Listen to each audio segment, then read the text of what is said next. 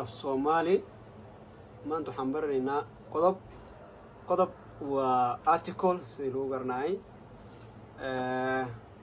qodobada af Soomaaliga waxay ka kooban yihiin 6 waxay u kala baxaan dhidig iyo lab nin iyo naag qodobada waxaa loo isticmaalaa in ay wax qeexaan ama tilmaamaan dhidiga aan imaano erayaasha dhidiga siday u badan yihiin waxay ku dhamaadaan ta da iyo sha tusaalooyin eraya iyo qodob bir birta bad badda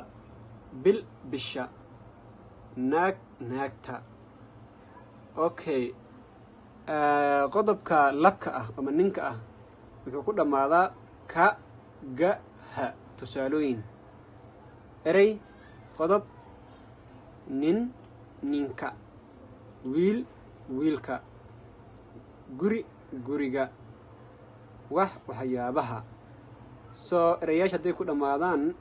ka iyo ga iyo ha waa nin erayaasha hadday ku dhamaadaan ta iyo da iyo sha waa naag